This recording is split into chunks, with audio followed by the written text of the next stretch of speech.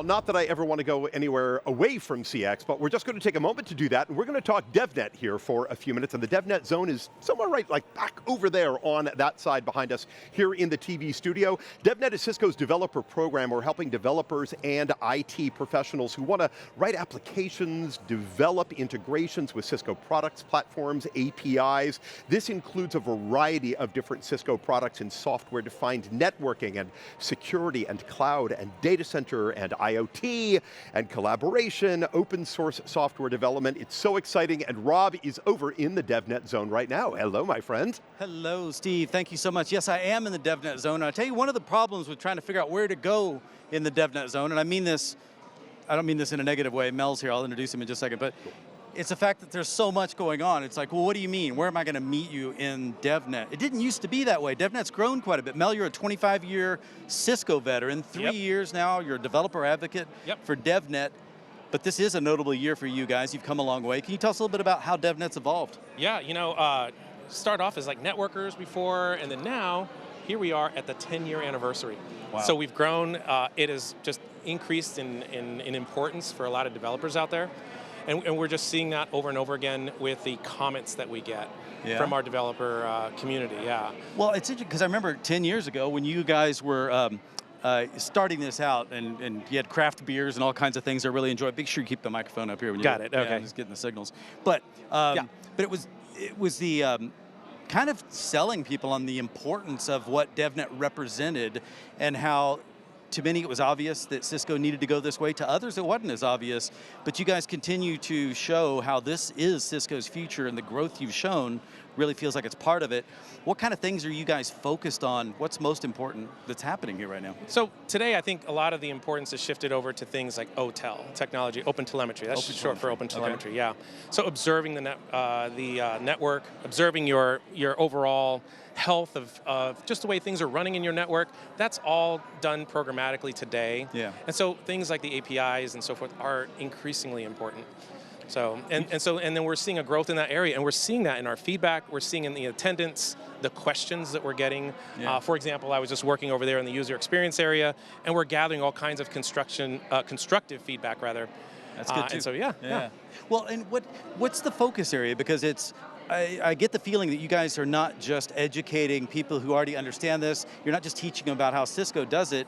There's a lot of industry knowledge, and there's a lot of kind of raising all ships with knowledge so that we have more people in the market with a skill set that's becoming increasingly important for all of us. Is that correct? Yeah. Okay. And you hit the nail on the head there, because it's not just one thing. We have folks, as you see in the user experience area, maybe we could just kind of pan over in that. It's on the other side over here. Is that white desk over there? Yeah, to the right of the lightning talk sign? Yeah, you bet. And so over there, what you'll find is we'll put little dots on the technologies that a lot of our developers are using and giving us feedback on. And so I think for me it's really interesting, because so like you were building saying, a heat map kind of thing. thing. Kind of, sort of, yeah. Okay. Granted, it's an analog one, kind of with stickers and everything. But the principle's perfect. Exactly, yeah. And so what you're seeing is that developers are showing us that it's all these different technologies, like you were saying, and sometimes they're open source, sometimes it's just specifically with networking, sometimes it's specific to container orchestration or what have you, and it's this massive mix of technologies that we're helping. Well, one of the things you guys brought here that I really appreciated was, I've always loved, Cisco to me, when I think about it personally, it's always about always being surrounded by people smarter than yourself. And then, but in such a way that these are people that help you grow, because we all kind of push each other or set different examples. And for me anyway, my experience I feel like has always been healthy. Your focus on education, even when you guys first started at Cisco Live, I feel like has been very present. And I'm amazed that how many theaters you guys operate at any given moment. What are you covering in these theaters, and is it a huge range of skill levels? Are people self-selecting? Is it different than what you do in a breakout? What's happening here versus maybe breakout sessions? Yeah, so I think in ours what we have is, over here we have a theater. Okay. And the theater we're looking for more like thought leadership. Okay. And topics, very high, big picture stuff, exactly. So, and then you'll have, as you go over on this other side of the theater, we'll have, we'll have workshops. And that's where you get the hands-on. 45 minutes, super intensive, and then you have all like varying degrees of difficulty. So you'll have the basic intro classes, you'll have something that's intermediate, and certainly things that are a little bit more advanced. And it's interesting because sometimes you'll see that people are just standing, even though it's just on the edges. Yeah, they're standing on the edges. On headphones too, but right. yeah, that one didn't know. Yeah. and they're just taking whatever they can absorb, and they'll just, okay, I can't make the workshop, tribe, exactly. Yeah. So you could just see that the enthusiasm and the willingness to learn new things is just something I feel like for anybody that's looking to continue to develop skill sets that are going to serve them for the long time, whether it's Cisco or not, because everything you guys cover is very applicable in all areas. It seems very industry, not APIs. That's not a Cisco thing, but when it comes to this, do you guys have learning tracks? How hard is it to say if someone comes in? I remember going on your website and taking some of the initial tests and going through, and then it would kind of tell me a learning path to go through, and it was all free of charge. I assume you guys still have these resources available? We do, and they're on developer.cisco.com, and you're going to find learning labs, sandboxes.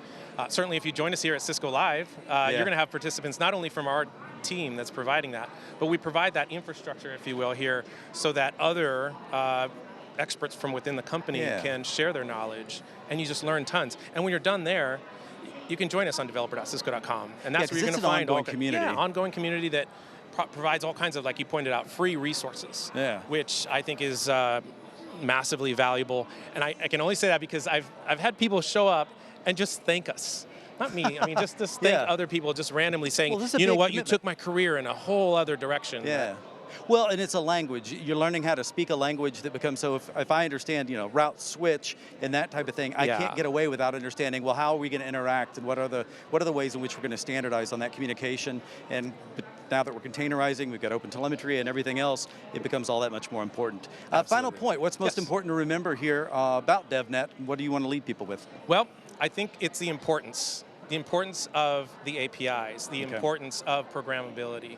I think early on we were kind of looking around those corners and pitching it, if you will. Yeah. But here we are. Yeah. And great things have been done with it. And in today's world, as you're seeing sort of almost like this Lego IT sort of mentality of bringing components together outside of your domain, coupled with your domain, I mean, those APIs and that set of skills is incredibly important, and I'm just so glad that we get to serve the community in that way. Well, I love it.